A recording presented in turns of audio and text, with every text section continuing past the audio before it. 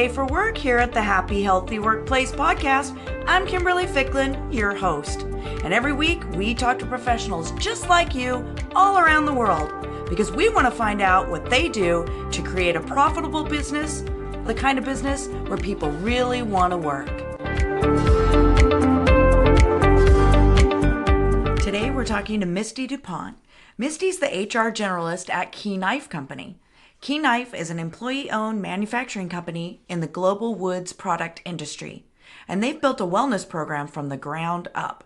Today, Misty's going to tell us all about implementing their program and how she was invited to speak at the Pacific Source Health Plan Speaker Series to share how Key Knife has reached superstar status in the wellness arena by partnering with their insurance provider.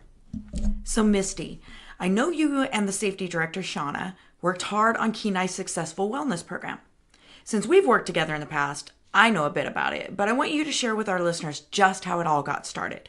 So tell us what was going on before that alerted you to the fact that a wellness program would be beneficial in your organization. How'd you know this was an important thing? Well, we kind of started out just the HR department, coming up with fun ideas and healthy things around the workplace, trading out cookies for fruit, trying to just bring awareness to our employees and kind of move them in that direction. Pacific Source, our insurance provider, they assigned us a wellness consultant in 2014, and they kind of helped guide us in saying, hey, there's a program that you can put in place, and maybe this is something that you would be interested in starting at your workplace and making it more official. And they just kind of encouraged us to go that route rather than just us unofficially trying to incorporate healthy things like having fun days and a safety fair. They're like, well, you should brand your wellness program so your employees know that this is something that you're really wanting to promote. Yeah, that is a very interesting concept, right? Because most people would just think, I'm going to put a wellness program in place. And really, what does branding have to do with that, right? Right. So that was something we had never thought of. We were just like, okay, let's just try to change habits and do fun activities, do a walking challenge. But they really encouraged us to come up with a logo, put together an official team to get more of a program. Now, what was the name that you guys come up with for your program? Our wellness program is called Live to Thrive. And how did you come up with that name? We kind of just, in 2015, our company was divided up into 4 different teams, the whole company. So employees on their own had to compete against each other. And so each team had to name themselves. They kind of had to come up with a logo on their own and just promote healthy things or ways to improve Key Knife. Thrive was one of the concepts that we were using that year. And when we decided to officially brand our wellness program, we thought, well, let's just stick with Live to Thrive because that's a concept that the employees are already sort of familiar with. Oh, that's a great way to do it, right? And that's the great thing that's one thing that is impressive to me about your building of this program is that you guys built it a lot based off of these challenges, not unlike a challenge to figure out what the name of the wellness program would be, right? And you incorporate your employees in these challenges every month. I found that to be really interesting, and that you and Shauna run all of the challenges yourself as well. It seems to me that incorporating or asking the employees to help you to find the name to brand your wellness program really gets a good buy-in. Yeah. And a lot of the things that we kind of continued with were concepts that came out of when we were all divided into those 4 teams. One of the teams came up with a snack shack that they set up in the lunchroom to say, hey, our employees would like healthier options or free options or whatever on site. And so because of that, we found a vendor that would provide a micro market in our shop to where employees could then shop for lunch, and rather than just the soda and chips out of a vending machine, it's a micro market that offers sandwiches and salads and healthier drinks and those sort of thing. And that was something, the concept came out of this group saying, trying this little snack shack. Mm-hmm. Yeah, it's really cool. I've actually seen it before. It's really nice. It's a really nice place to go and get snacks. And it is interesting too that you guys were doing nudges and cues, putting things in place that help them to think about stuff, but the employees were starting to drive that as well, right? Yes. Yeah.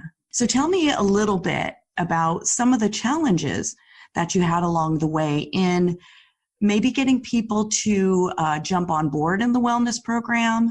And maybe you could talk a little bit about what your statistics are as far as, how many people actually did begin to be involved in your challenges in your wellness program. Our most popular challenges have always been walking challenges. Our employees really seem to gravitate to the concept of competing against each other or competing as a team in the walking challenges. We started that way back in the beginning before we even had a official wellness program, encouraging more movement in employees. And then it's just kind of developed and grown as we've gone through the process, kind of switched it up different ways. 2015, we allowed people to purchase, or we gave them a Fitbit, but they had to pay a $20 buy-in to buy a Fitbit. So with $20, they could get a Fitbit. So then they had some skin in the game. And then it tracked their steps for the walking challenge, and employees loved that. We typically have in our walking challenges anywhere from 50 to 60% employee participation. Just kind of depends on the challenge. This last year, we did a challenge where employees competed against themselves to see how many steps they could get.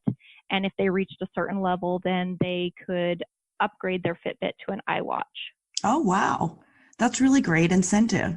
Mm-hmm. So yeah, we were blown away we had 17 employees achieve an iWatch, which was way more than we suspected. Right. Well, wow. That is, it's always good when things turn out better than you would have thought, right?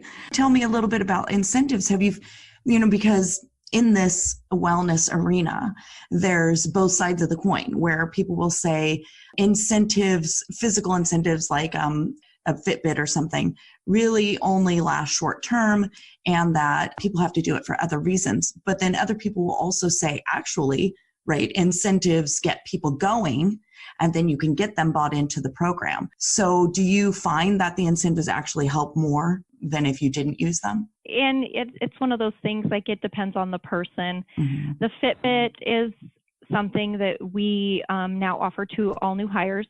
We make sure to have a walking challenge every year, which allows them to use it. So whether or not they would have participated in the walking challenge, this just gives them an easy way they just pay their $20. They're in the walking challenge. They get a Fitbit.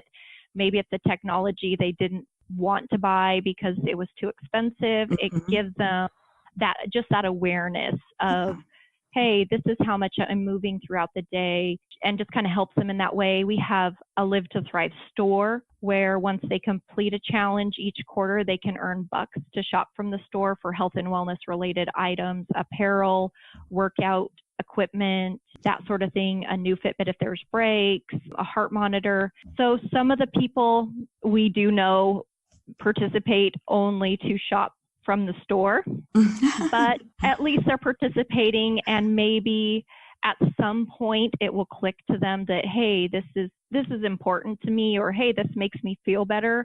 I want to do this for a reason not related to just getting free stuff. We're getting the participation and we feel we're increasing their awareness, whatever their motivation is. And we're hoping at some point, the motivation will become more intrinsic. Right. Well, I've seen your store and it's really cute. So it makes sense why people would want, it's got a lot of good stuff in there because you guys actually display it right where your employees can see it as well. It's something that they walk by all the time, which I think is very interesting, because that goes back to the small little things that you can do that we consider cues and nudges, right? Just a cue is somebody walks by, they see it all the time. So it's out and about. And I'm sure that also helped as far as increasing, people coming and being in the wellness program, or at least being able to interested in it, right? Yep. And we talk about it all the time. We have weekly manufacturing huddles where we can just say, hey, this challenge is starting up. Make sure you sign up, or remember to turn in your sheet, or, just kind of this month, eye health awareness, go get your eye exam type of thing. It's so just that constant communication in that way. They're seeing, we have posters on the wall of employees who participated in activities. So they get, we've done posters of the people that all won the iWatch. And so we posted their picture up there in saying what extra steps they did in order to achieve their goal and receive that. And so just keeping that in front of everybody all the time. Yeah, that is an excellent way. It's also a great reward system for everybody, right? And it is very encouraging. So, it's difficult sometimes to get people to be involved in programs like this, right? So going from a place where you didn't, or maybe you were just doing small things, into actually like building this branded wellness program. What do you think were some of the challenges along the way in implementing this programming and getting that buy-in from everybody? A lot of our problem has been, people are like, well, I don't want to impact my personal time. So if we've done activities on the weekends, they've kind of shied away from that just because, they don't want to give up their personal time. So it has to fit in with their work day. So if we can tie in more things like, hey, why don't you just walk around the building at lunch, or you can come in a little bit early and get in more steps rather than just sitting in the lunchroom talking, rather than trying to say, hey, we're doing this 5K this weekend. Sure, there'll be that group of people that'll want to and love to do it, but there's a lot of other people that says, no, that's not my thing. I'm not giving up my personal time. And then we have a lot of field staff where they work out of their home and their car. And it's been hard to communicate the same message to them. We try as much as possible, but they're not here. They don't have that same visual of always getting that constant communication. They can more choose to, well, I see an email that says Live to Thrive. I'm not going to open it because I don't want to worry about it. I'm busy focusing on my job. Right. And, we've reached out to them and said, hey, what are we doing that's not working for you, or what can we do differently? And we've had some say, love the program. It's just not for me right now. I need to focus on my job and my family, and this doesn't fit into my life. And so we just have to say, all right, we try to hit as many people as we can. And maybe at some point, something will trigger with them to where they feel like, oh, okay, I can now participate, or we'll run a challenge that they're like, oh, a water challenge, I can totally do that. And that they will participate. Right. That, we're all busy. Everybody's busy, right? And it just adds one more thing to the list. But I do think it's important to note that Key Knife makes the decision to give some of that work time, you know what I mean? And say it doesn't just have to always be on your own time, because we're willing to bring some of it to your work time as well, right? So it's important to us for you to give up some of that time, even if it's our time. Yeah. And I think that's key, again, in people understanding that it's really important for the company. Yeah, we've done, we do a lot of lunch and learns, because then it's here, you're just using a little bit of your lunchtime, you're eating, we feed them, they're getting the message.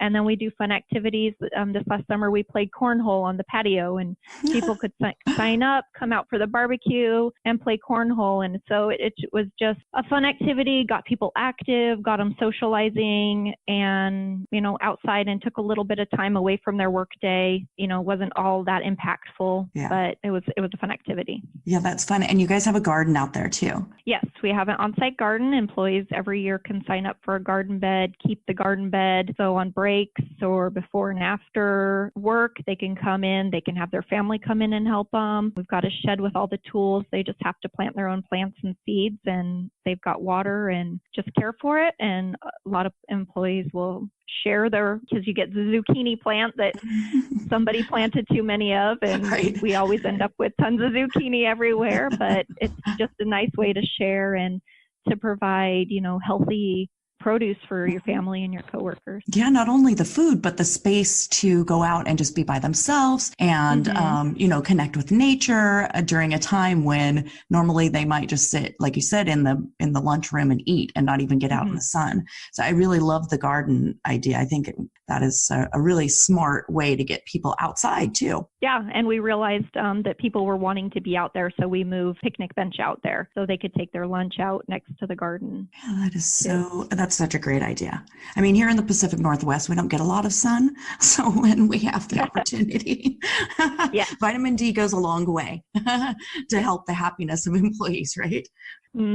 Definitely. I walk outside on my lunch hour as much as I can. I can imagine. Again, like right now it's snowing here in Portland, so it's not a lot of sun going on in the winter. So here we're talking about how to brand, well, actually just how to build a wellness program, but I want to go back to the branding aspect. I want to go back to the partnership with Pacific Source Health Plan. And real quick, I just want to shout out to them. They're an 80-year-old company that delivers healthcare solutions to businesses and individuals throughout the Northwest. I want to go back to where you talked about how they said you really need to brand this and how you worked with them specifically to get this wellness program branded and also much more robust than what you had before. Can you talk to us like specifically about who had to get involved in your company at Key Knife, as well as how you got Pacific Source involved? Okay. Well, in my opinion, Pacific Source is an amazing insurance carrier. They've done an awesome job for us. We actually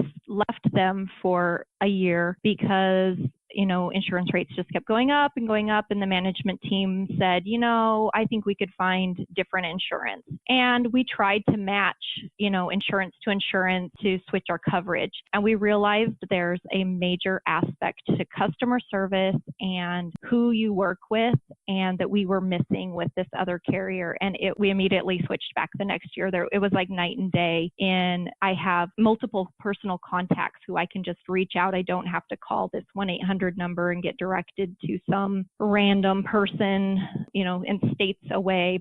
And they assigned us with a wellness consultant. I feel that Pacific Source is very ahead of the game in wellness. They really try to promote that. And so they, in this whole building of wellness in everybody's lifestyle, they hired on a wellness consultant, and they gave us this person. And they said, hey, we have a program to help companies build their wellness program. They came out and met with us. They brought out this whole binder thing to show us, like, this is how a wellness program can help your company. These are the aspects of it. These are the steps that you need to take in order to get it all started. And so it was myself and the senior vice president that met with them. And so we were the ones that and our safety specialists, and we just kind of worked through the process with their coaching in order to set up our wellness program, got buy-in from management team, and it just started rolling from there. And then as our wellness program's grown, we've included a couple of other people. We wanted representation from somebody in manufacturing. We added the manufacturing manager. And so just in order to get more people involved and more voices and the different aspects. And so they were just really great in encouraging us in walking us through the process for whatever questions we had. And then you guys did such a great job that they invited you to come and speak in one of their speaker series, right? Yeah. And so we are a small employer. We're under 100 employees. And so they asked me to come and speak about how, in the same way, how our wellness program got started, because it is different for small employers versus a large employer. We have no access to employee health data. They can't tell us how many employees are at risk for a certain disease, or how many employees are obese, or what factors we should focus on. We can only get that information by surveying people and finding out, hey, are you interested in this? Hey, are you interested in that? So we have to go about things in a different way because of privacy laws. Right. Because how many employees do you have to have in order to get that information? I'm not quite sure. I just know we're way too small. I know. I think you and I talked about it before, and I feel like I had that answer at one point in my life, but it's escaping me right now. So did you enjoy yourself giving the talk? Was it a little bit, have you ever done anything like that before? No, not in that capacity, but it was really exciting, and I loved being able to share our story and answer questions, because just encouraging other employers that are maybe on the fence of not knowing what to do. Yes, it is time consuming in a sense, but really it's not. If you're helping the employees be happier and healthier, they're going to be, at work more and just be more productive while they're there, Right. and just helping them to navigate the world of insurance and their health. And some people there's such a mixed message, like don't eat eggs, eat eggs, like do this, don't do this. And so just to kind of help people steer them in the right direction. Yeah. Get it all sorted out, right? Mm-hmm. There is an overwhelming amount of information at this point. And I can only imagine that that's why people don't jump in, why they don't look further into their health or try to be more happy or have less stress, is just because who do I listen to, right? Where do I go? Yeah. And when your company is offering that type of support, I think that's really important, because you know where you can go. You have a resource that you didn't previously have. So that's just a wonderful thing that Key Knife has done. But I do really think it's interesting working specifically with your health benefits provider, because I don't think a lot of companies know that. And that's the reason why I really wanted to talk to you about this today, was just like you said, in answering questions for people who might want to do something like this and not know where to start or how to get help or what resources they have. And so then therefore they don't even implement the program because it just is too much without support. Yeah, there's a lot of resources out there. Definitely talking to your insurance carrier. Some may not have as much of a robust health and wellness aspect, but things are going that direction, and companies are realizing, employers that are realizing that, insurance companies are realizing that and saying, okay, this is a bandwagon we need to get on. And I think that's why there's a lot more information out there. Is, before people just did a health and safety fair, which we do, maybe, offered flu shots, that sort of thing. Just asking that question with Pacific Source, we've just said, hey, do you guys have a walking challenge? And it may not be one that they've put out, but it may be one that they've done internally themselves. And so they're like, oh yeah, we just did this one. It was great. Why don't you try it? And they'll give you ideas. And we don't necessarily always do exactly how they do it. We like to do our own thing and kind of tweak it a bit, but there's those resources. Right now I get emails, like they said, they'll send me emails like, oh, hey, this 5K walk's happening in your neighborhood. Maybe you guys will want to promote it. Or, hey, there's this wellness networking event coming up. Are you interested in going?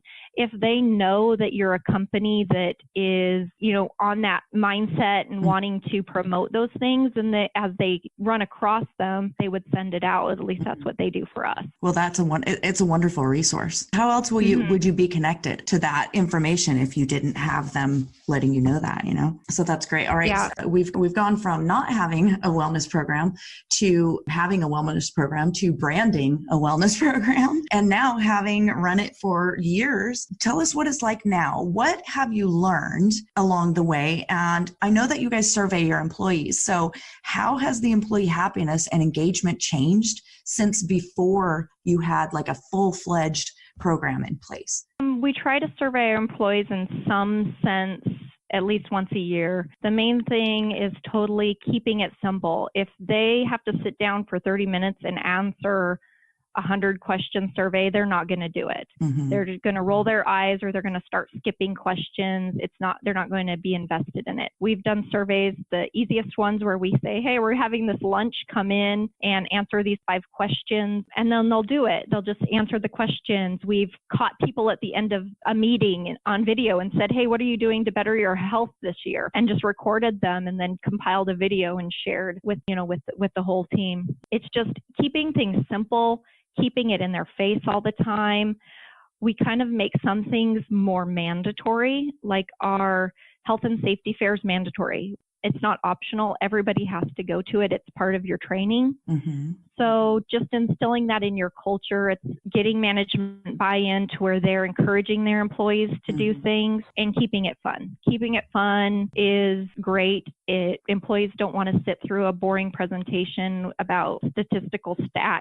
Right. At least with ours, they want to eat. They want to have something tasty, and they want to do something, and we can make it fun and keep it short. We've done a jump roping activity where they just come and jump rope and see how how long they can do it. We've given out prizes, fun little takeaways. The insurance companies will provide free toothbrushes, water bottles, whatever. Water bottles and things. Yeah. Yeah, and you can always ask. They're more than willing. It has their branding on it. Of course, and right? Just come out, and they'll give it to employees. And they've given us jump ropes before when we did a jump roping challenge. Yeah, I know they'll give usually pedometers, water bottles, all kinds of things. I mean, you'd be surprised. All you have to do is ask, right? Yep. Yeah, they're not going to throw it out there, but if you ask and say, hey, do you have any freebies? We're doing this or this. And they're, oh, yeah, we've got a whole box of them. Yeah. And once you do surveys, what are your employees saying now? What do they say about your wellness program? Not only that, but since we're talking about creating profitable businesses where people really want to work, what has changed as far as happiness or overall health in your employees from beginning before the wellness program to? A lot of it's awareness, and it's a slow process. It's not something that we can definitely say that there's all of a sudden one day everybody was enlightened and doing different things. If you hit a few people different times, like, oh, hey, I stopped drinking soda, I'm drinking sparkling water, or hey, I realized, I need to stop eating as much sugar. It's just that awareness. They're more aware of what's going on in their life. We are getting more participation. Maybe somebody doesn't participate for a while, but then they'll pick it up again later, or they're just getting out there more. So whether or not they participate in the walking challenge, but yet on their own, they're doing a 5K on their own because it's something that a friend of theirs recommended. Right. So just kind of being more aware of what's out there in the world, and maybe the choices, like they see the cookie and an apple. Well, I remember we had that lunch and learn on sugar. I should probably go with the apple today because the cookie could make me feel sleepy in this afternoon, and the apple will keep me more awake, but still provide that effect of having something sweet.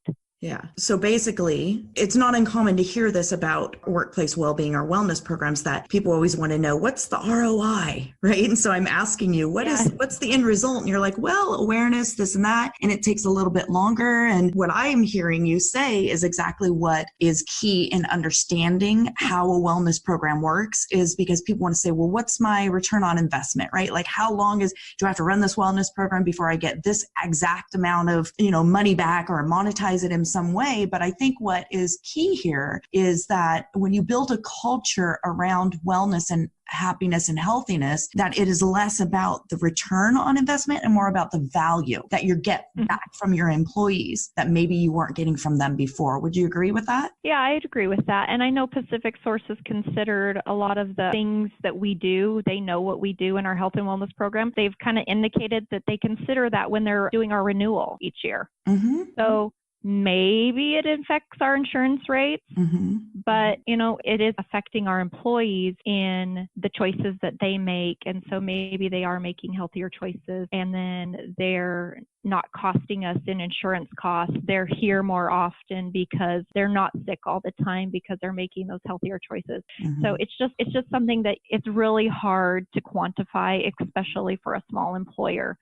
Things correlate, but maybe they don't correlate directly, type of thing. Right. Yeah. I completely understand what you're saying. I'm just glad that you brought that part of it up, because that is the piece it's really the crux of company wanting to put a wellness program in place. It's like, well, how can we monetize this in the end? And the more conversations that we have like this, where it's more important about the awareness and about bringing employee happiness and what you're bringing to your employees, that may or may not make the change, because we really can't control that, right? All you can do, like you said, is offer the information and then hope that they make change. Now, your statistics are really high in your wellness program as far as participants. I mean, it's probably one of the highest I've ever heard. So to me, that is an indicator of how well that program's working for you, right? Yeah, our participation's high. Also, our tenure is high. Our average tenure is over 12 years. So people want to work somewhere where they feel their employer cares about them and they're important. And so if you care about somebody's health, it makes them feel like, hey, my employer cares about me. I want to be here. I want to do a good job. And so, like I said, it's hard to measure that, but it's a marketing thing in order to encourage new employees and just kind of to set yourself apart in that way as well. Yeah, it's like you said, moving forward, I think it's going to be really important for employers to, fashion themselves in the marketplace where they are offering these types of programs, not just a wellness program, but just culture, and that they care about their employees, and that they, an employee can go to work and feel like their company cares about them, which I think in the past we haven't had, a lot of people don't really feel that way. And I know that things are changing. So I know that in order to both retain and get employees looking at your business, you want to be able to offer these things moving forward, because the new generation is certainly going to be looking for it. Definitely. Yeah. Well, this has been really a great conversation that we've had today. Misty, is there anything that you think we left off that you think is really important and we should know? Yeah, just the main thing is keep things simple and ask the question. There's tons of resources out there. You can always, ask the question, and the company, the insurance company, they may not have the answer, but they can find the answer for you or send you to a resource that could help you. And so just don't be afraid to ask. I love that. Don't be afraid to ask. Okay, well, Misty, this again has been a great conversation. I really do appreciate you taking time to share with us the amazing job that you guys have done in your wellness program and how to partner with your insurance provider to really brand your wellness program as a part of your business. So I just want to thank you for being on with us today. Misty, again, her company is Key Knife Company, and they're based out of Tualatin, Oregon. And the information to find them will be in the show notes. So again, Misty, thanks so much for your time today. Thank you. I hope to be talking to you again soon. That's a wrap for today. The Happy Healthy Workplace podcast is now complete. Be sure to subscribe and join us weekly for secrets, solutions, or strategies that help you create a profitable business where people really want to work. This is Kimberly Ficklin, wishing you a happy, healthy day.